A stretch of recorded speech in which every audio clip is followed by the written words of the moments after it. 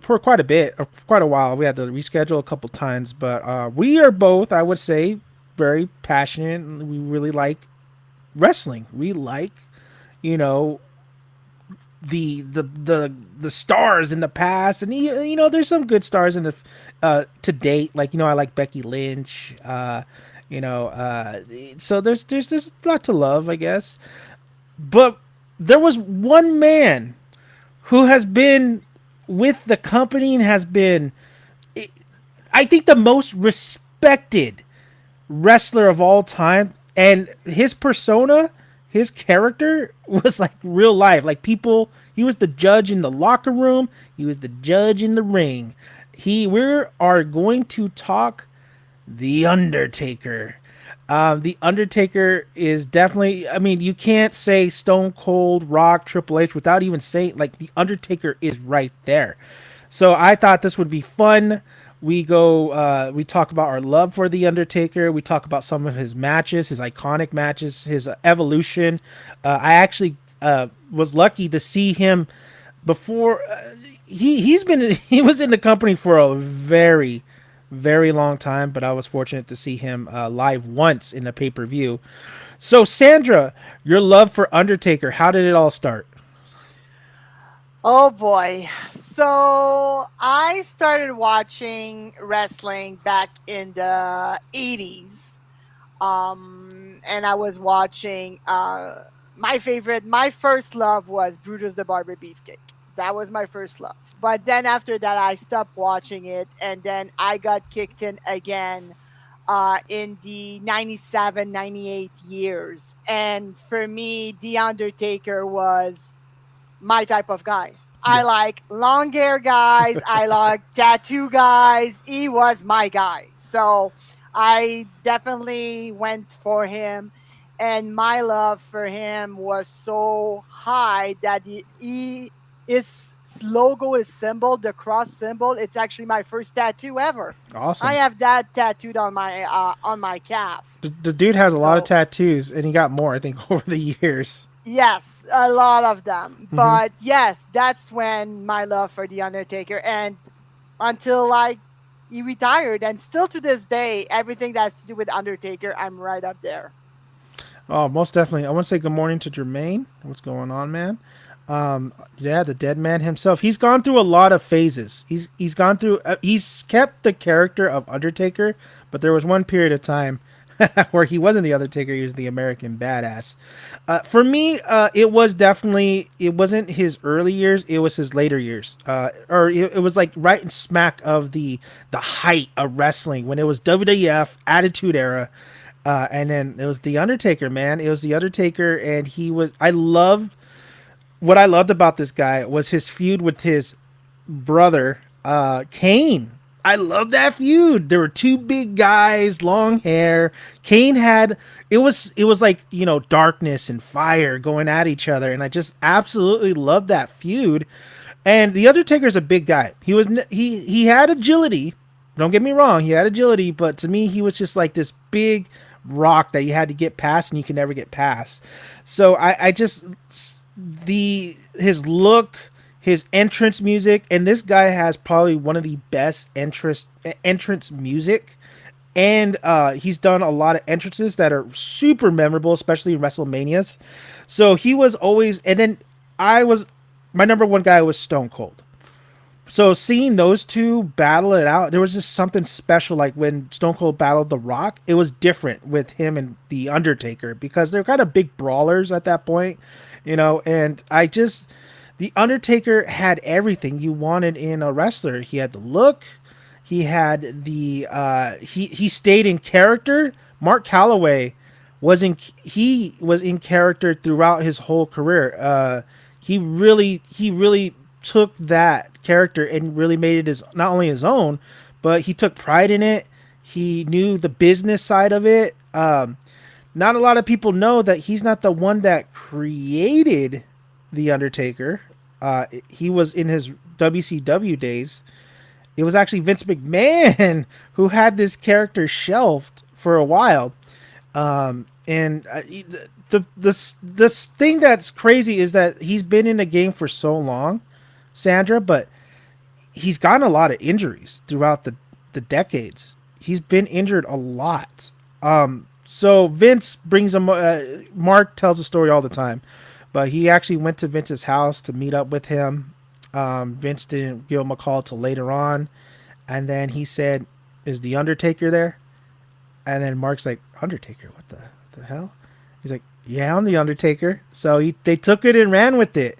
Um, what is what is probably your, because he's been in different transitions, he has different looks. What is your favorite look from the Undertaker throughout the years?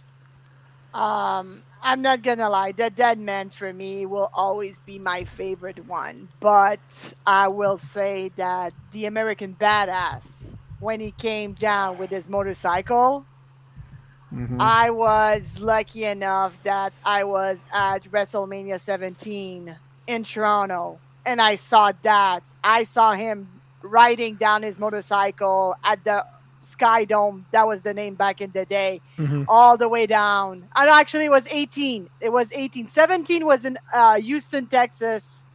18 was in Toronto.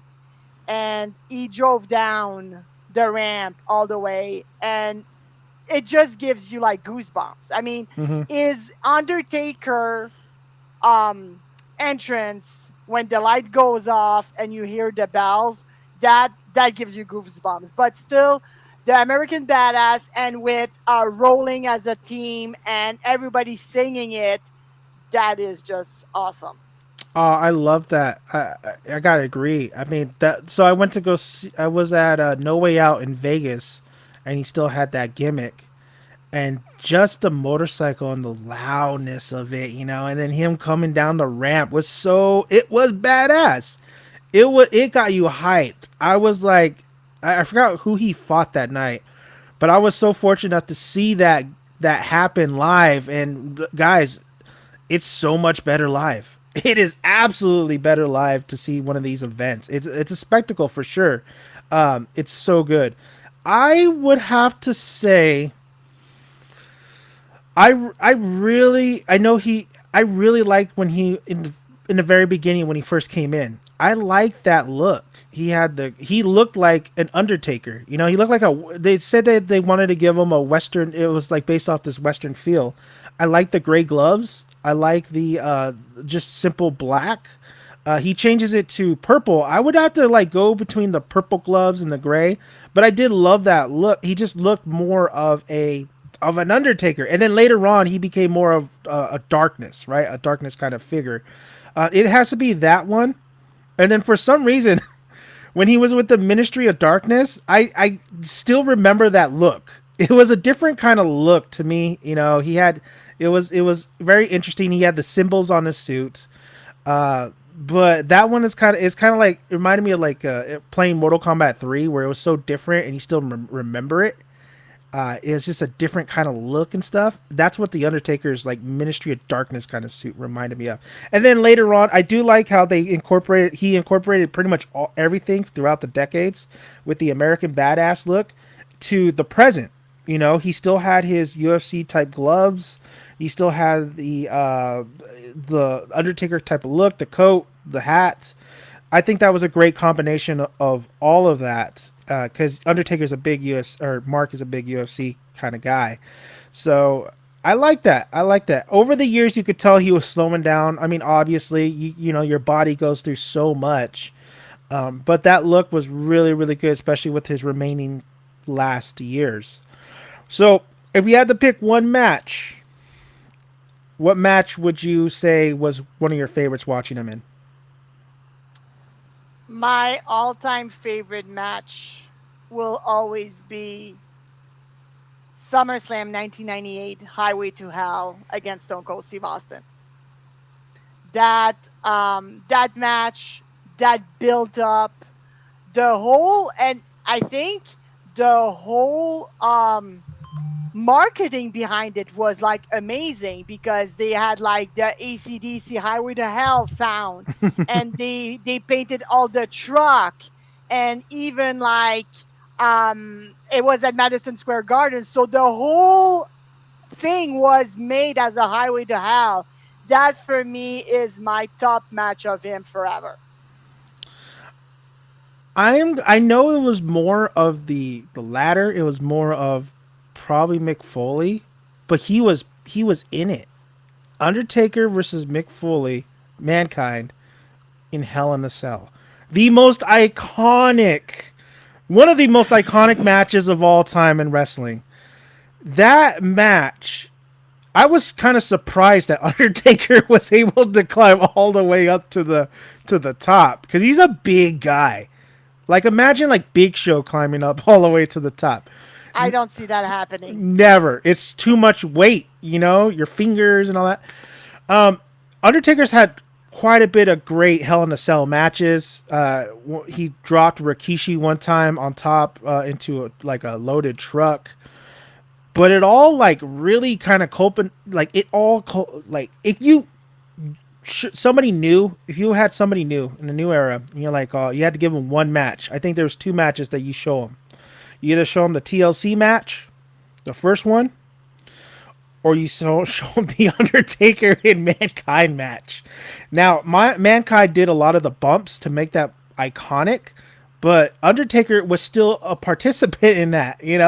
I still just remember him grabbing him, and the way he just threw him was insane. The choke slam into the cage, like that was to me what defied not only a new era or an attitude era, like that defied like Undertaker is you don't mess with the man. All right, you're gonna get destroyed.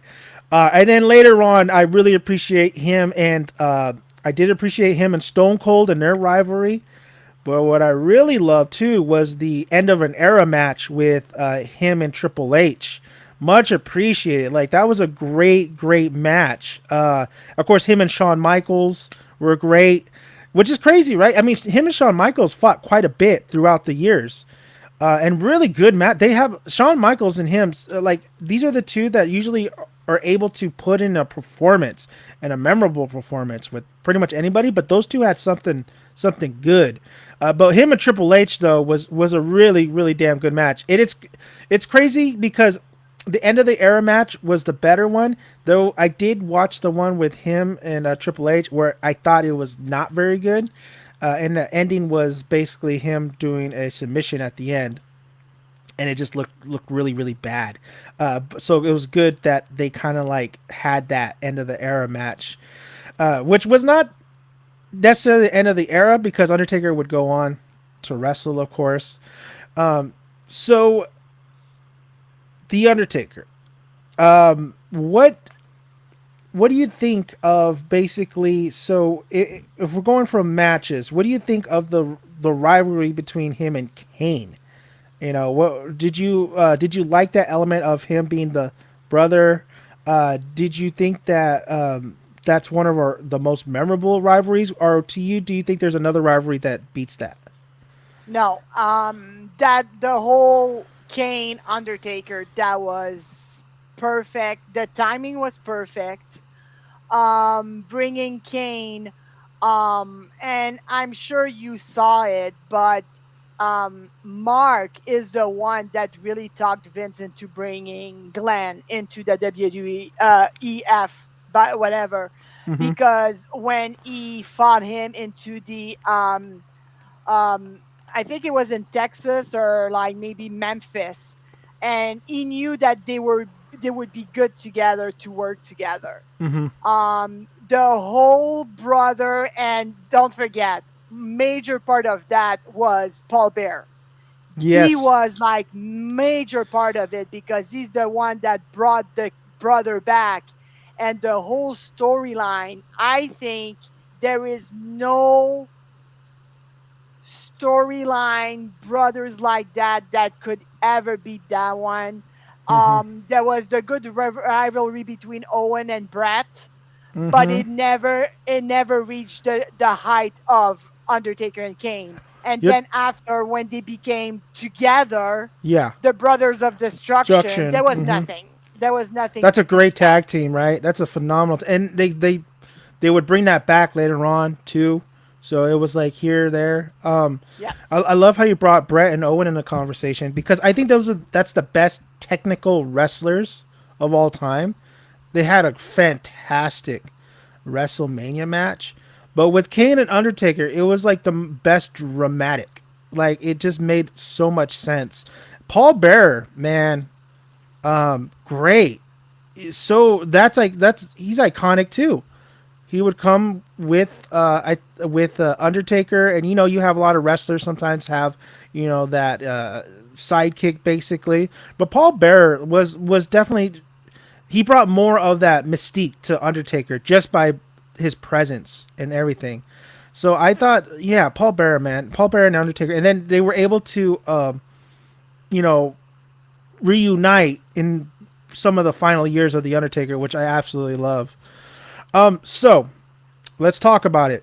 Let's talk about the streak, WrestleMania streak. I don't want to talk about it. Let's get into it. Okay, so listen, guys. Mark Calaway, the real name of the Undertaker, he's made the rounds. I like this guy is cool, man. He's really cool. I just saw David Harbour's interview in Hot Wings. I think he's a more cooler guy, but the Mark is like right there. They kind of remind me of each other. So it's just crazy to see Mark doing these rounds and interviews and like just seeing him as a person. Even though you got that as when he was in American Badass gimmick. So he talks about like a lot of the WrestleMania stuff, right? So WrestleMania, like this streak, it's kind of crazy how it all just formed. They definitely weren't planning it. They definitely weren't saying, we're gonna give this guy 21-0. They weren't doing that back in the day. It just happened to be, and they used that, which is brilliant. They used that like to hype it up and stuff. Brock Lesnar ended that streak.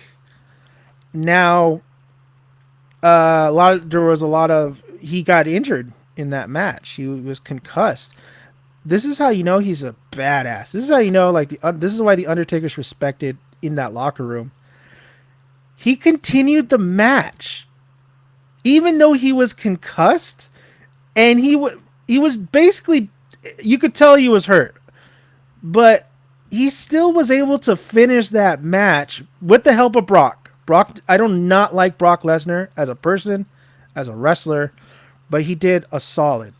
When Undertaker, is one of his cool moves is old school, where he grabs the arm, he goes on the top of the rope and he walks it, and then he just lays down an elbow. He was attempting to do that, and Brock Lesnar was letting him do it at first, and then he saw like this guy can't do it. He's gonna hurt himself, and he was able to catch him and do a move on him. So kudos to I don't think a lot of people know that, and I want to say kudos to Brock Lesnar. I don't like you, but you did that. That's that's a solid right there. That's basically not showcasing that that brotherhood kind of thing and making sure everything goes right. Sandra, do you think that streak should have either continued, or do you think that you would be okay with it to end, but with maybe a different wrestler instead of Brock? What do you think about that whole thing? That's exactly it.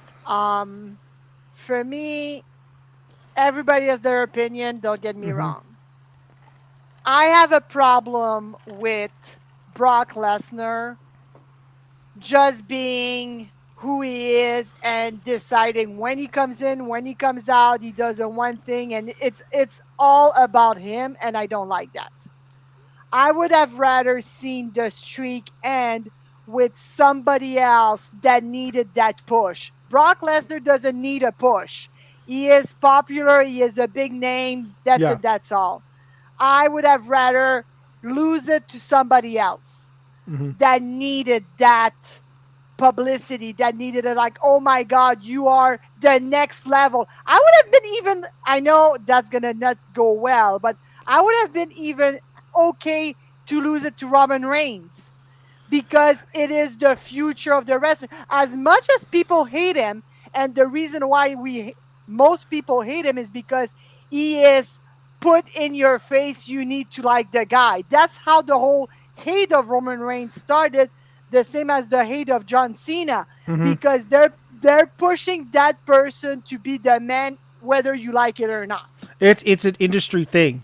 It, it's Exactly. it's it's like a passing of the torch. Um, Famously, Bret Hart versus Shawn Michaels, the Montreal Screwjob. It's supposed to be like an inner kind of circle thing where you give up the belt if you're leaving or whatever. So absolutely, the Brock Lesnar, John Cena, The Rock are very similar. They come in and out. I think John Cena might be coming back for SummerSlam. Undertaker, Mark said it himself that he thought the Roman Reigns match, he was disappointed, and he thought he could have done a lot better. And Yes. and that's how like greats view those matches. Stone Cold said the similar thing when he this last match against The Rock. Didn't know it was gonna be his last match, but his last match. No, you hit it off the head. Like here's the thing, Sandra.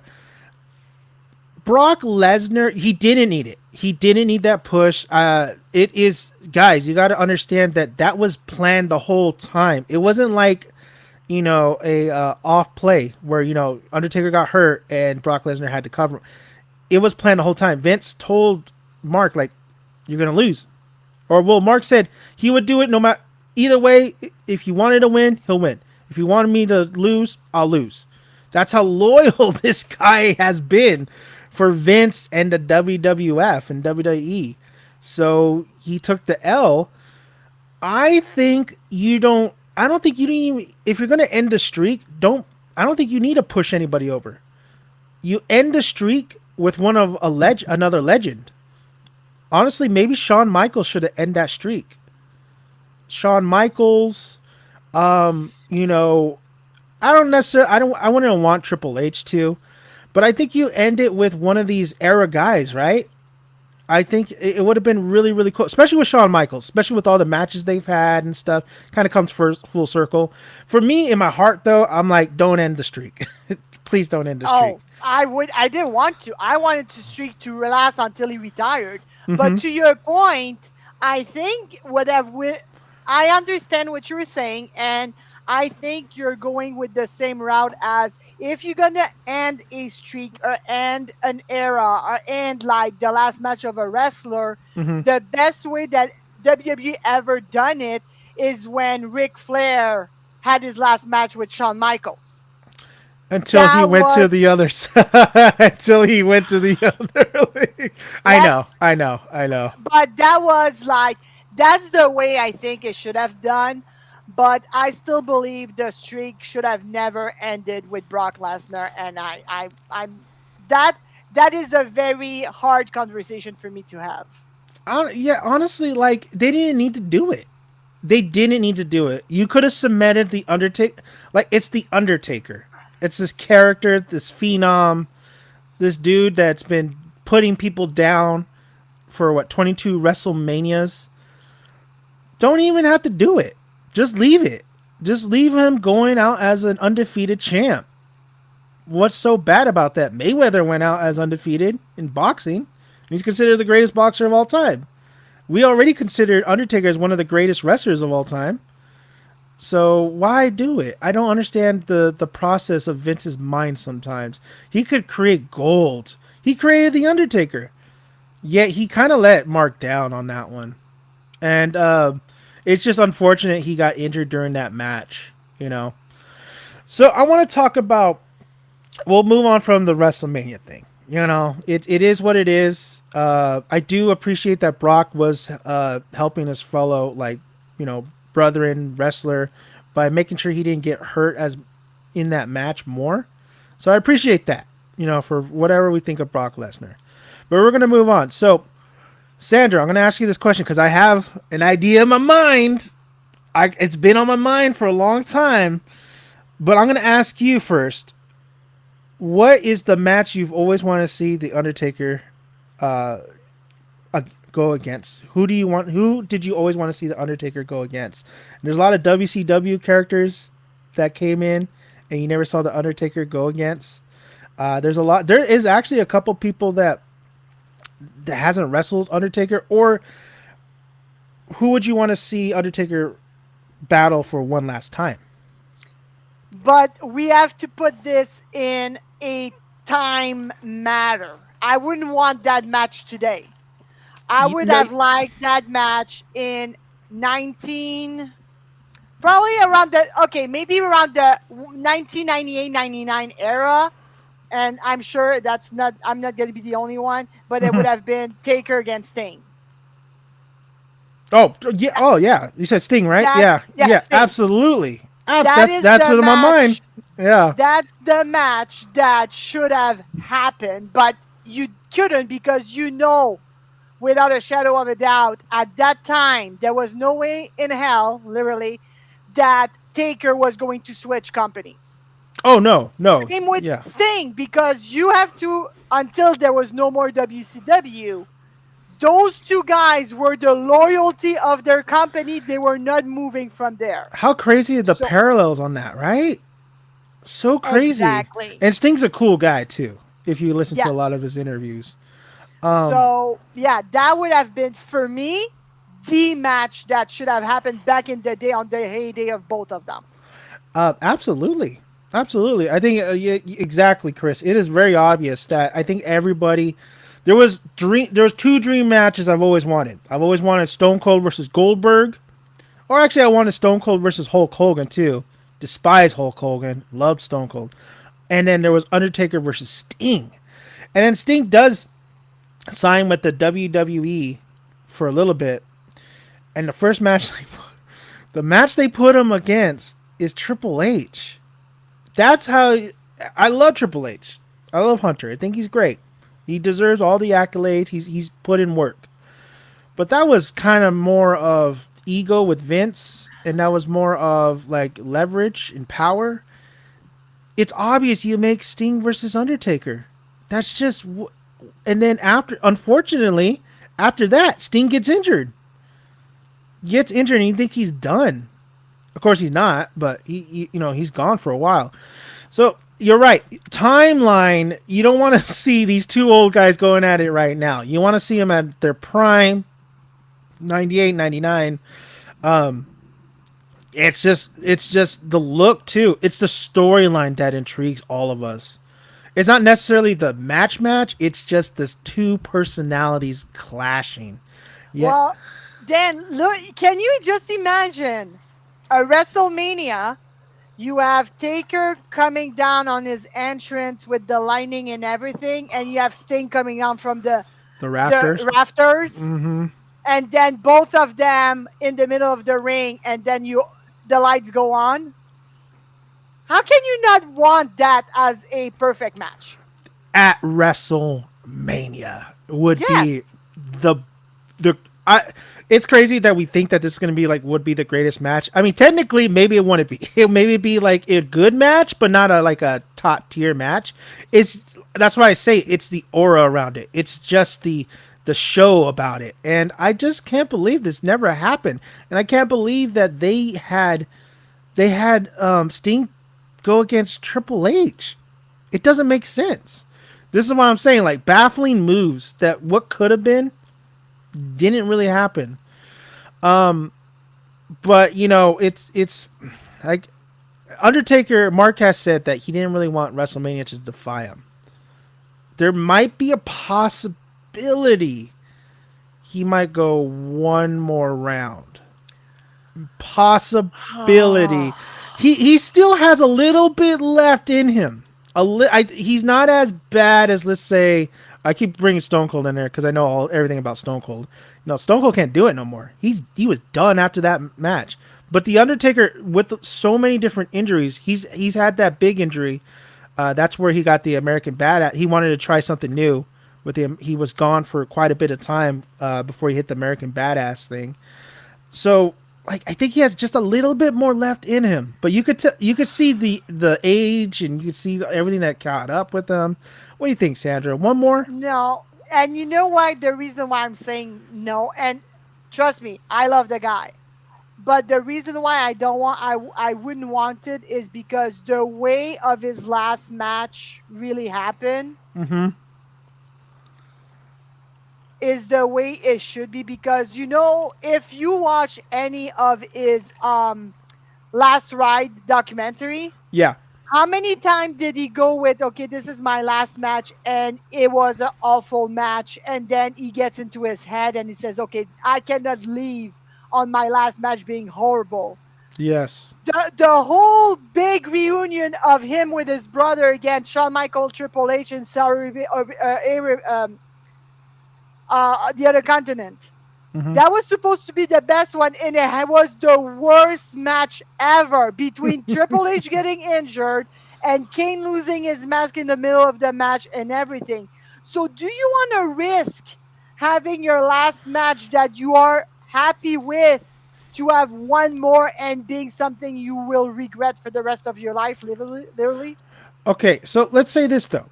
If he does come back for one more, who does he go against to finish it off? To make it, I guess it would, you know, who do you have confidence in today's superstars that can go against Undertaker to make it a good final match? Wow. It's a big question, huh? Looking at the roster right now. Oh yeah, it's very thin, but there is a couple people in there though. Ah. You could even say Roman Reigns again. Well, that's what I was going to say because at least the thing is with the Undertaker, and that has been for the his whole career, is he is not a fast wrestler, and he always Mm-hmm. said it's the less, but with the good timing.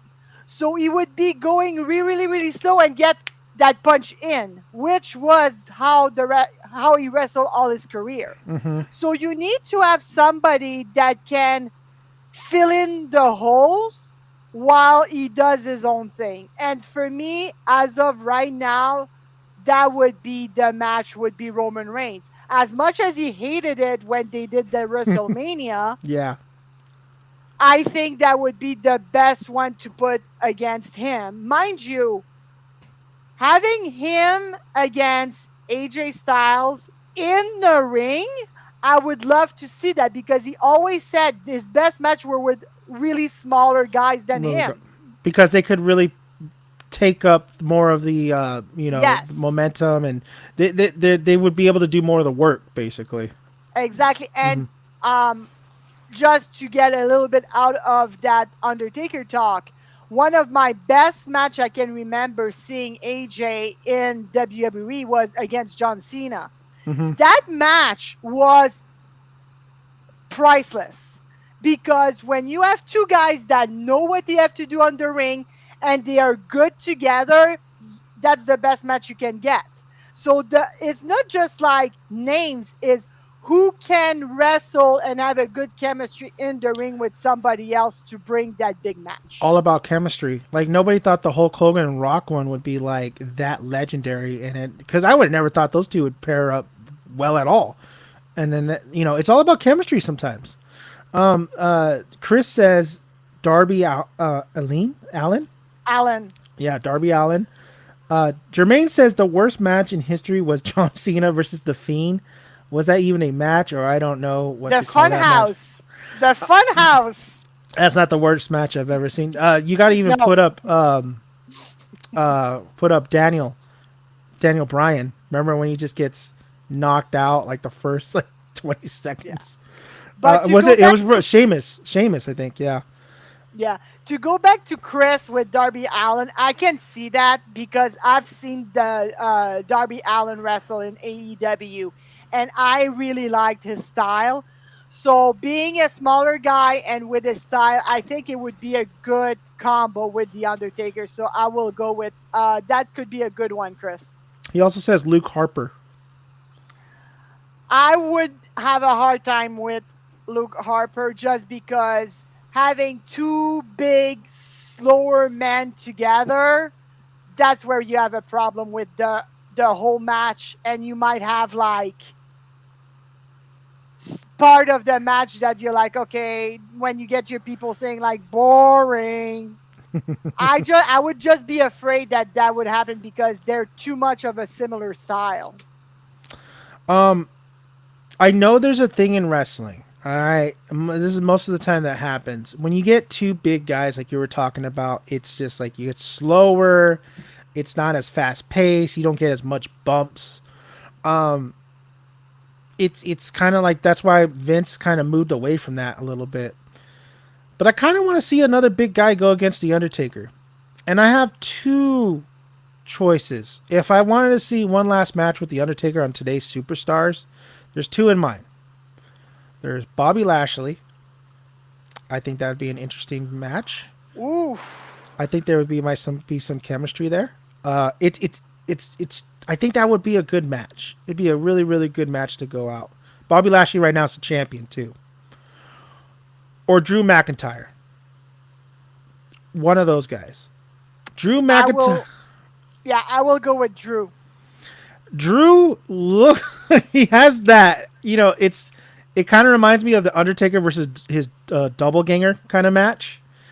It has that similar feel to it, and sometimes it has the same similar feel to like Kane versus the Undertaker, because Drew is like that big guy with long hair. You got to remember, guys, it's an entertainment game, so it's kind of like the similarities or the auras there.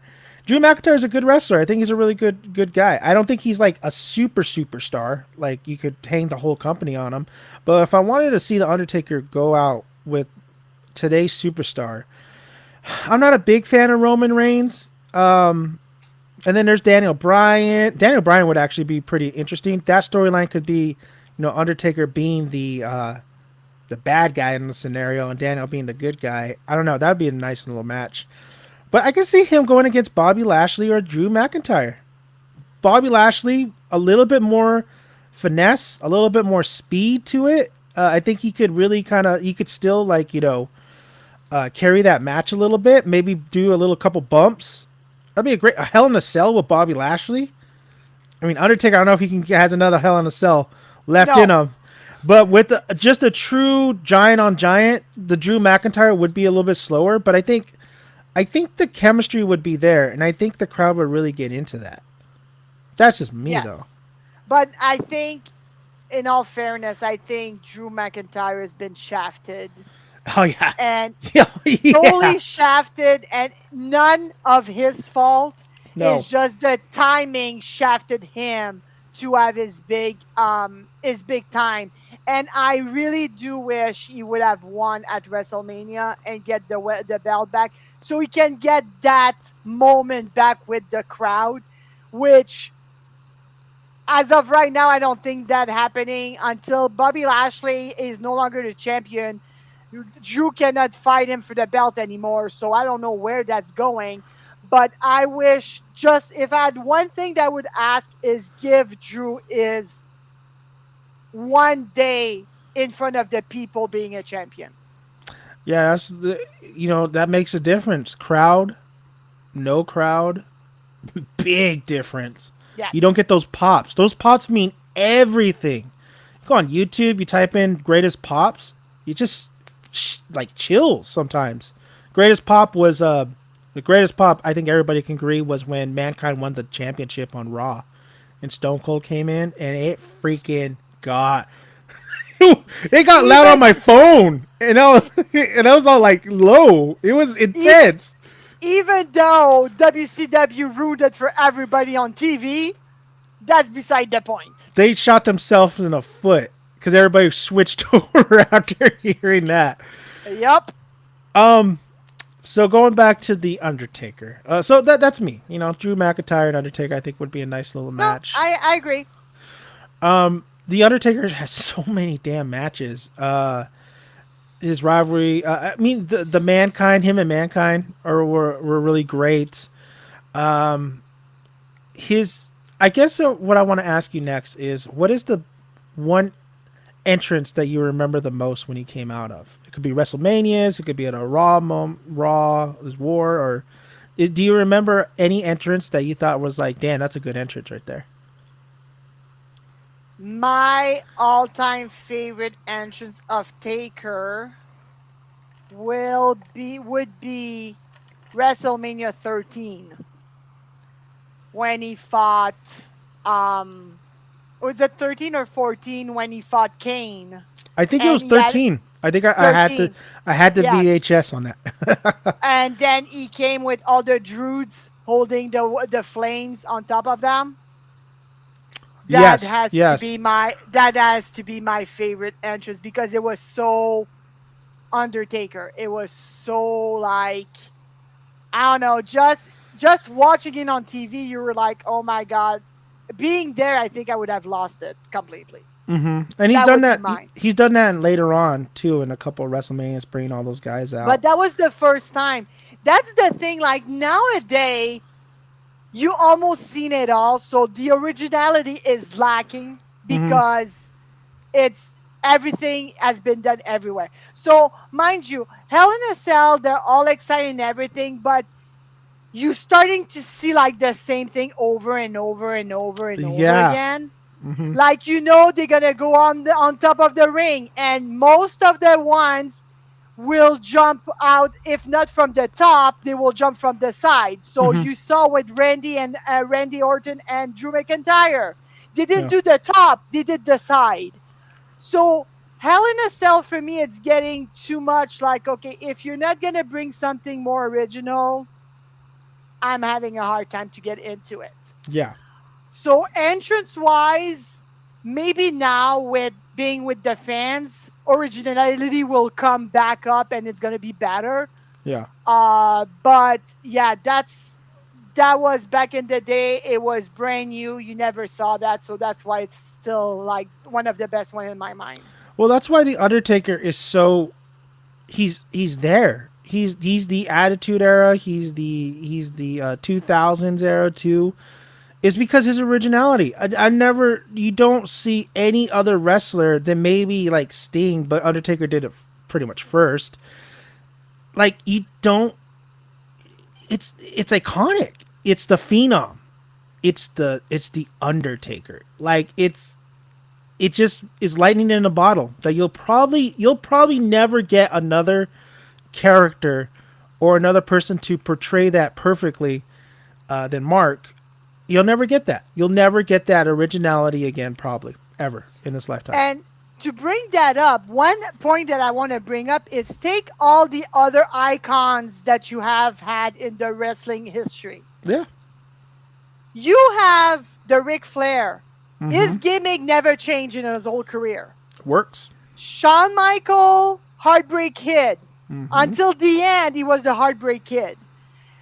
The only one that changed a little bit was Triple H with the game and everything. Yes. But the only one who's had a 30-year and he changed from the American Badass and Yep. then like the Ministry of Darkness and the Undertaker, he's the only one who was able to keep his character but was able to change it to be on, okay, now we're in the 2000, let's do like the badass thing.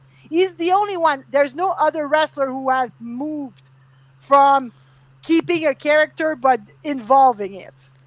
Exactly. I mean, yeah, he even like changed it up to Big Evil at one time.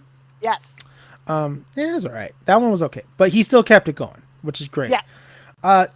So, did Undertaker wrestle Kevin Nash? He did. He wrestled Kevin Nash in WrestleMania 12 As Diesel. as Diesel. Well, I think a lot of a fan base knows Kevin Nash as the Diesel. So he did wrestle. Kevin Nash is another big man that has. I don't think he gets talked nearly as much up there because he went to WCW, but he was a big time wrestler in WWF at the time, and he held the belt for a long time. He was probably maybe their only major big man superstar. And then Undertaker has a lot of accolades. He's been champion, tag team champion. Of course, he's I don't know. He hasn't been inducted to the Hall of Fame, I don't think, just yet, but he will be, of course. This dude, I never. So for me, Sandra, though, when you put the belt, the World Championship around the Undertaker, I didn't. This is like one of the things, the rare things where I'm like, it didn't really matter. Either he was champion or not. It was mostly just you were there to see him, and that's kind of like nowadays where, but it's kind of a different perspective. So today's era, I'm just like, who cares? The belt doesn't really matter. It's just really about the match itself.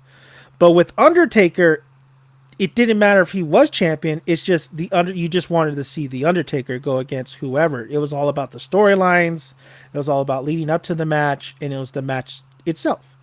So with the Undertaker, even though I never once said, you know, yeah, get this guy, let this guy have a big run with the belt, because I don't think it really mattered. I don't know if you felt the same way or not, but that was just me when it came to the Undertaker in championship glory. Well, let's look at it. How many times did Taker win the belt? He didn't win it a lot. He won He it did. like 3 or 4. That's what I'm saying. Yeah. He's not near like the Ric Flair and the Randy Orton with 16 times and Oh the John God. And then Cena. today's era, Jesus, Everybody, like the 30-time champion. the Insane. belt can change every week now, and that's the thing that changed also. Back in the day, the belt was given to you when everybody trusted you that you could handle it and be the guy to wear it. Yeah. That was back in the day. Now you will get a belt. You will get a belt. Exactly. You will get a belt. It's like I do not think the belt has the meaning that it used to have before. Yeah. And as much as I hate The Miz, I hate him with a passion. I He's hate doing his job then. He's doing his job. he's the one who was like bringing up like the AC championship belt, how important it was. And that whole like going crazy with Daniel Bryan and stuff like that. But he tried to make something meaningful. Yes. Now it's no longer meaningful. Exactly. Like the Undertaker didn't need it. Like thinking about, like I was before we hit this conversation, I was like, the Undertaker hasn't won the belt a lot, and he hasn't had a long run with the belt a lot. He's won a Royal Rumble underneath this belt. I think that's more spectacular than an actual championship belt on his waist. And he don't need it. Like No. he's that great of a character and that great of a wrestler, and that's how you know you're a true legend. If you don't give a shit about how many times he's won that belt. You just remember the matches, and you just remember him being in the promos, and you just remember a lot of things. You got to remember, guys, casket match was The Undertaker. I still remember the casket match with him and Shawn Michaels. That was fantastic.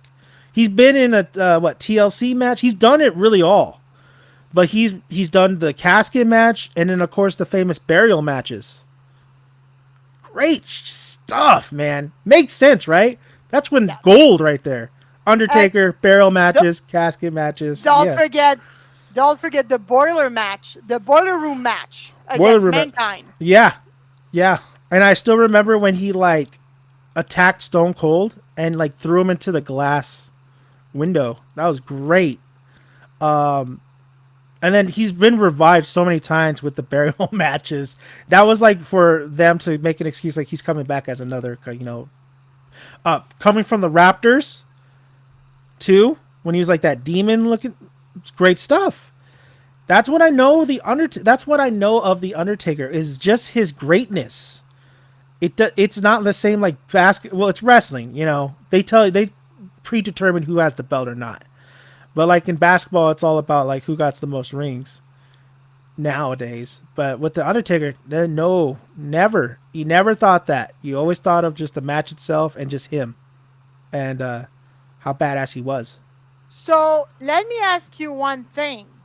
So of the whole career, and I do not believe I can remember a single moment, maybe around the ministry time, Mm-hmm. but I've never heard the crowd booing the Undertaker ever. No, I mean, even when he was first debuted, I think when he first debuted, you look at the crowd and they're like, "What the fuck is this?" They were scared. Yeah, The kids were the scared kids about were him. scared. Yeah, But exactly. I don't think because the only time he was actually a villain and people might hate him was with the Ministry of Ministry of Darkness. Darkness, But and I loved it. I loved the Ministry of Darkness time. The most iconic with the Ministry of Darkness. That was the whole storyline with Stephanie. It was me all along. Vince McMahon, just ridiculous. That was more of the ridiculous aspect of it. But the most Yeah. iconic was this feud with Stone Cold. But it's when he put him on like his symbol, and it was Yep. kind of like a. It was so controversial, super controversial because it was basically Jesus on the cross, and they put Stone Cold on drinking beer every day, whatever. Stone Cold on that symbol, but it was like you were glued and you just felt it. And Undertaker was in front of him, just being darkness. Everybody like he was. The Ministry of Darkness was really cool. I like that concept and I like that idea. He had a lot of the. He had uh who was it on his crew? He had the vampire. The Brood. They had the Yeah. Brood, Edge, Christian, and Did he have? Gangrel. I know he had. Okay, he did have Edge and Christian, and then he had. He had Uh, Viscera. yeah, He had what's his name? Used to be the two brothers in the Pin Pen. That they changed. The one that they changed. can't remember. Midian. There Oh, was Minion. Oh Midian, man. Oh my God. Yeah, that name has not Midian, been. and the acolytes. He had that whole crew. Yep. Higher power. Higher power was Vince McMahon the whole time. And but I just loved. Yeah, and I'm trying to think. The one matches I didn't really, I can't really remember too much of is with him and The Rock. I don't think those were like because I think he had more chemistry with maybe other wrestlers. And a lot of these wrestlers do go against each other most of the time, but it's mostly like, you know, tag team matches or like more wrestlers in the ring. So like Thomas. Good morning, Thomas. Let's see where you're here. Undertaker and Kane were the first two handheld WCW and WWF tag team titles. Remember, it was the Invasion act over there, and then yeah, I mean, it's crazy. It's so crazy, and it's crazy to think that if they would have gave more money to Mark, he would have stayed probably at WCW before he left. But he would have never had the character. He would have had to. They told him, "Listen, man, we like you, but nobody's gonna pay to see you." They told him that. They told him that nobody was gonna pay to see you. We're gonna keep the same contract for a year, and that's when he's like got some of his buddies got in touch with Vince. They had a conversation on the phone. That's when he went to the house, and from there on, he's been loyal, dedicated. So let's get a little bit into Well, the hold aspect. on. Before you go there, I have a question I have to ask you, and that's one of my favorite question to ask. Oh, go right ahead. What if WWF had never signed the Undertaker? What would have happened after? Would we have a Attitude Era?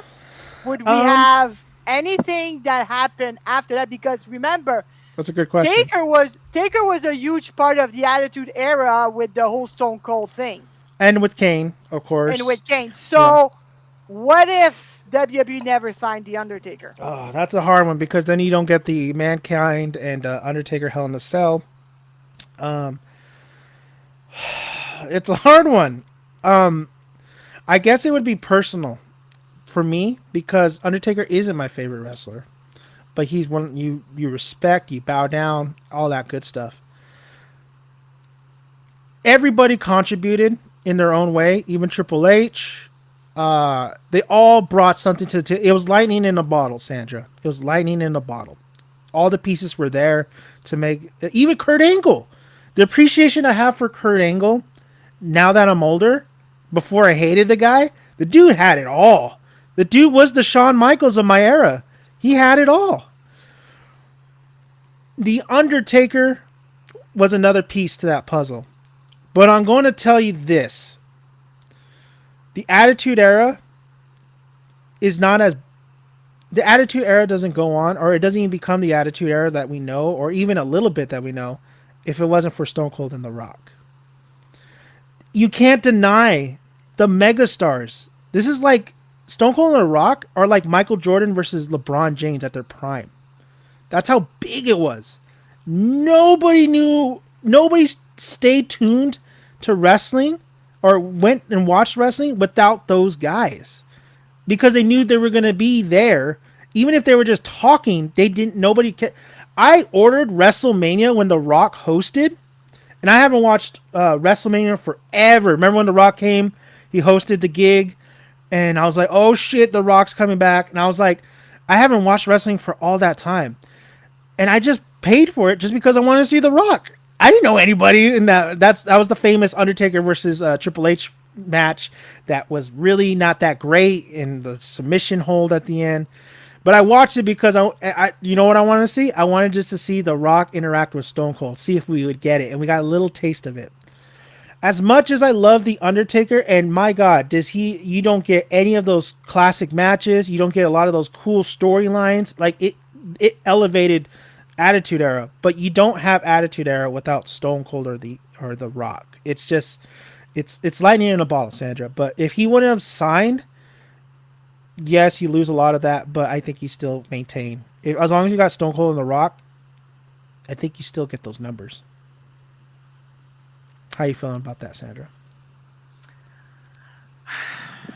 I do think it is a combination of everything. Because Stone Cold is the reason why we had a Vince McMahon character. Yes, Before, yes. he used to be just an announcer. But the whole Vince McMahon, Stone Cold Steve Austin, that's what created the character because now everybody loved how you could piss off and kick the ass of your boss. Boss, yeah. Mm-hmm. So That's why I that bought those VHSs. and that has a lot to do with it. I'm not going to say that, but I think also a lot of the whole corporate thing might have not happened because the ministry and going against his daughter and like there's a lot that things that would have happened and others that would have not. But like you say, the combination of everything, that's what got the success of the Attitude Era. Lightning in a bottle. So let me bounce this question off. We'll end it with this. This is a big question for you, Sandra, because this is a hard one. Because you gave me a hard one, I'm gonna throw it back at you. Who is more important for the industry as a whole, Shawn Michaels or the Undertaker? Shawn Michaels has been in the game, and I'm not talking about viewership or any of that. Just overall importance of the WWF. Okay. And hear me out on this one. Okay. For me, it's The Undertaker, Mm-hmm. and the reason is as follow. Undertaker always been the rock for the company. Yeah. Inside, outside. He did his job on the ring, wrestling, but he also did his job outside the ring in the back. He's the one that kept everybody focused. He was the one that was like being the judge for the fights, for everything. You know as good as I know, Shawn Michaels, when he hit the 96, 97, 98, he was an Mm-hmm. ass. He was an ass. And he said it himself. I Oh pissed yeah. off a lot of people.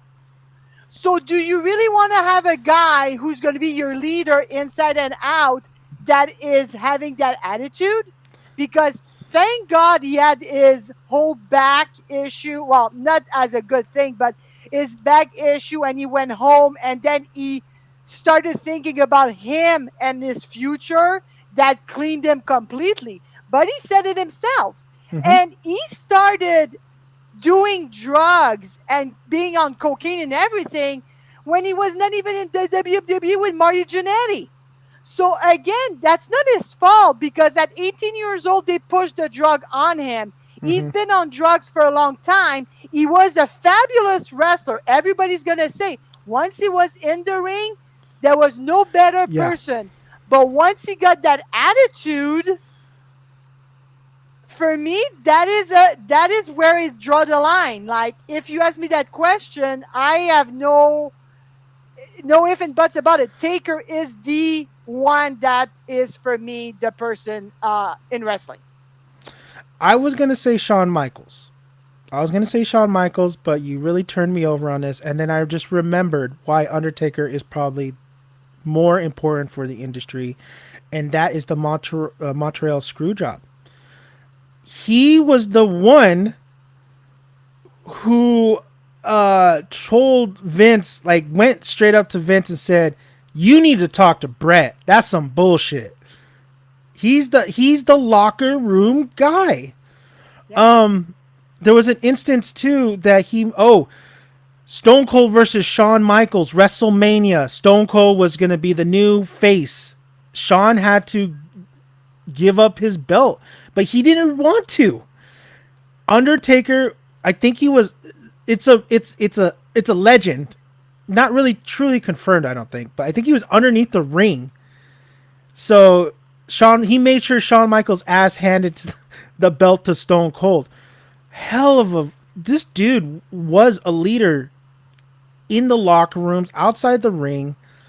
I don't remember him getting into trouble at all. I just know his love for bikes. I think that's why Sandra likes Sons of Anarchy and Undertaker a lot. There's a connection. There's a connection. He's done everything that you would want in a guy who wrestles, who promotes, he's the judge. He's known as the judge in the locker room. When things happen in the locker room, Undertaker's the final verdict, basically. Like he will. And let me just bring something, because another of my favorite wrestlers right now active is Randy Orton. Okay. And Randy had a timeline that was like Shawn Michaels. He was an ass. Yeah. I'm the son of Bob Orton, and you know what? I can do whatever I want. Yeah. But at the beginning of his career, he fought The Undertaker, and he had a storyline with The Undertaker. The Undertaker, for Randy, was up there, and he felt privileged. But The Undertaker helped him a lot when he didn't know what to do with himself. And Undertaker was there pushing him and making him feel better and making him be over. Why? Because that's the way Mark is. Mark is not about the winning and being, no, it's making sure that the show on the ring is what people want. And if he has to lose 17 matches to make 17 guys look good, that's what his award is for him. Yeah, he knows. I mean, that's bringing it back to the Shawn Michaels dropping the belt, the Montreal screw job. Like he's like an honor kind of guy, and you're right. He would it didn't matter if he won or lost. He did what he needed to do. He had a great match with CM Punk, one of the newer kind of generation guys. John Cena. I know John Cena was like the face. Roman Reigns, even though it was a bad match, he still he still tried to put this guy over and stuff. So The Undertaker, we'll end it with this. Is he your number one all-time wrestler? All time. As of right now, he is my all-time. If you ask me, in 10 years, who is your all-time favorite? It's The Undertaker. There's nobody that is reaching him. I have other favorites that I follow, no matter which company they're wrestling for, because I like some of the way they wrestle. Like, I always been a fan of AJ Styles since the beginning. Like, I like the way he is as a wrestler, but for me, there will never be somebody who will be topping The Undertaker. What about you? I would place him at number 5. 5. Okay, now I know not a disrespect. Not a disrespect. Number 5, because the wrestlers that are on top of that are phenomenal too. Okay, so I need to know. I know who's number 1, but I need to know 2 to 4. Number 1, Stone Cold, of course. The dude, man, I mimicked him so much back in the day. He was just amazing. Before I go to number 2, I want to say number 2 is The Rock.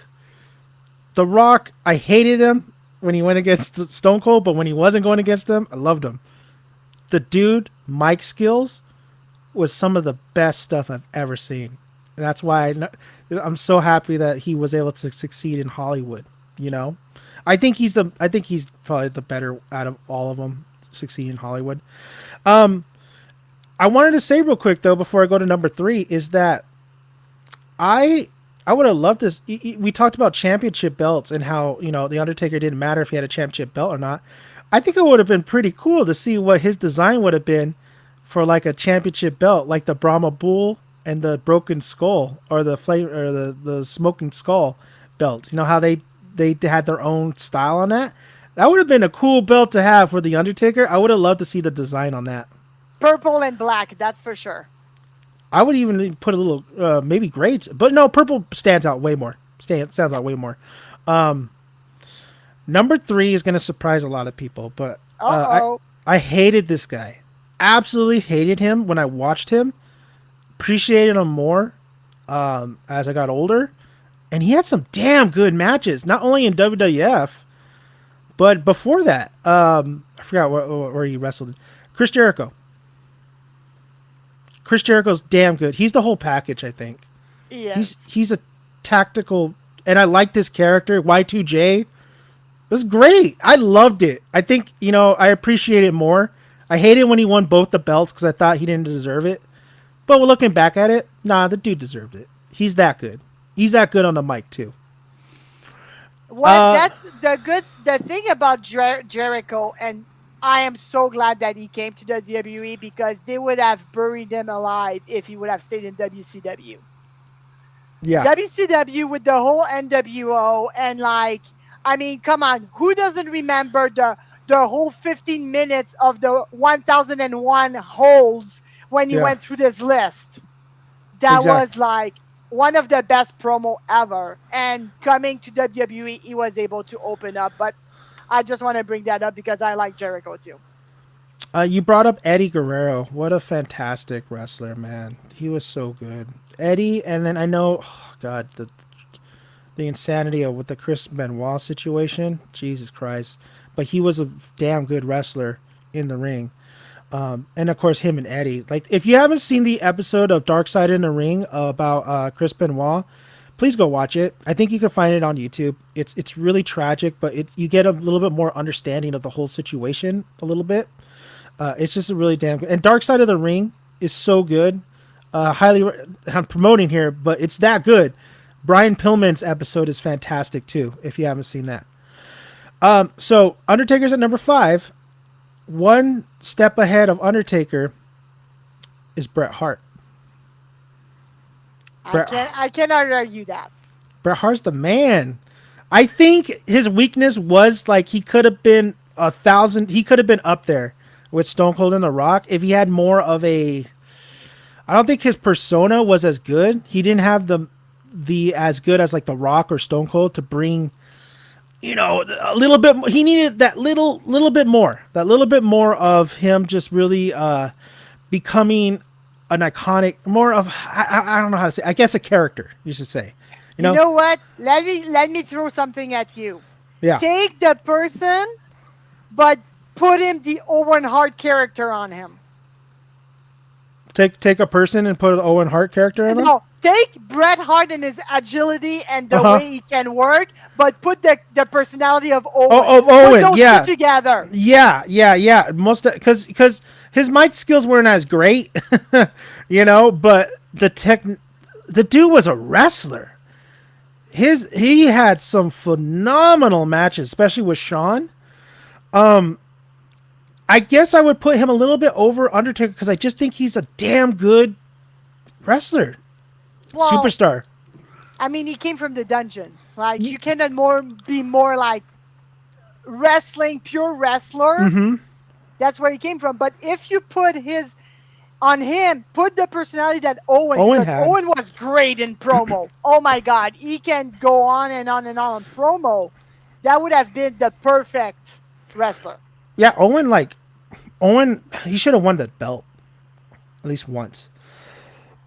Excuse me. But Bret was, dude, he was the whole package. But you gotta say he needed even though he was in the dungeon, he took it and he ran with it. He had other family members that were doing the same thing, but Brett had it. And Brett is another. The reason I put him a little bit over Undertaker because there was somebody that was also respected as much as Undertaker, and that was Brett. Everybody respected Brett. Mr. Perfect and Bret Hart matches are amazing. They both respected each other. He's so humble. He got screwed over the years for sure, but all his life is wrestling. You could tell the man's life is wrestling. There's nothing else. So I love the Undertaker.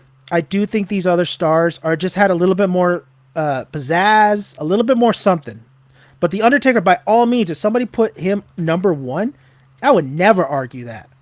Undertaker, hell yeah, I would put him number one. Yeah, for me though, personally, this is my list. This is my list 1 to 5. I gotta go. I gotta go that Stone Cold route. I just loved everything about this man. But yeah, the Undertaker, no doubt, still one of. I mean, he will be talked about for generations and generations. I wish Mark all the best. I hope he. I know Vince will take care of the guy. But I hope, Mark goes into things he loves. He loves motorcycles. I hope he maybe owns a motorcycle shop or customizes his bikes or something like that. Or maybe, just, I know he loves UFC. Maybe he can get into something like that. Whatever this guy does, I wish all the best because he's one of the great. He's brought so many memories, so many matches, iconic matches. He's an icon. And I can't wait. I just can't wait to see what he does, next. I hopefully hear something, really, really good from him. So, Sandra, that was the Undertaker. We talked. I know we didn't cover a lot of his matches. He had that. I wanted to talk a little bit more of that CM Punk, but we're gonna leave it at that. We'll probably come back to it. We'll probably talk more. I like this. We'll probably maybe pick another wrestler to really talk about. The top 5 guys that I just named off are all worthy of just discussion and greatness factor. I didn't put up Triple H in there, but he's worthy. Eddie Guerrero, like you said. Who else? Just so many guys. I mean, Mick Foley. I was gonna put Cactus Jack, Persona Cactus Jack, because that was hardcore. That was attitude right there. But the Undertaker, the best. So, what are your final thoughts, Sandra? You got anything to say about the Undertaker? Well, I'm glad that we had that conversation because for me, it's hard to find somebody I can talk about wrestling and talk about characters like that because you have the normal people who like wrestling, but that's just the way. But to be able to go deep down. So I very enjoyed that conversation with you. And thank you for bringing this up as a topic on your channel. Oh, most definitely. I think we're gonna definitely have more wrestling streams, more wrestling videos on here because I love. It's crazy, Sandra. Like, Attitude Era was in the '90s and maybe early 2000s, yet people still want to talk about this era today, and that's something. That's absolutely something. And maybe we'll talk. I think we'll talk about the new age and why. We had a conversation before we started this, so we might have to talk about why how it could work, how it can go good for the future, and how it's not working right now. But we'll get into that discussion later on. We definitely want to start off with the Undertaker because he deserves that damn respect. And then just to let you guys know too, with all my knowledge, I mean, there's a lot of matches and a lot of wrestling behind the scenes that I never knew in my lifetime. Go check out Wrestling Bios. He is amazing. He does a lot of videos on matches backstage and how it came to be. There's a lot of information there that I just never knew. The actual putting of the match and backstage drama is more interesting than the actual matches sometimes. You really know these characters. I didn't know a lot about Hulk Hogan. I would love to do a stream about Hulk Hogan because I think this guy's a real piece of work. This dude is a menace in my eyes. But we'll get into that later on. Thank you, Sandra, for joining me. We'll maybe get some S.O.A. talks going on pretty soon. Look forward to that. Guys, subscribe to the channel. A lot of content on the channel. I'm going to go watch Space Jam 2 today with my son. So a review will be up later on today on that. And then I just got done doing the Loki series, so check that out as well. Also, hit the like button. This makes it really push out there so people could watch. Hit the notification button too, the little bell, so you guys get all our videos on time. We do a lot of live streams on here, so you want to come in, join the chat. I want to thank everybody on the chat too. A lot of passionate wrestler fans out there, a lot of knowledge out there. Yeah, keep bringing it on these casts. So, all right, guys, we are done and we are out of here. I'm Dan Daniel's son. I'll see you guys later. You guys have a great week.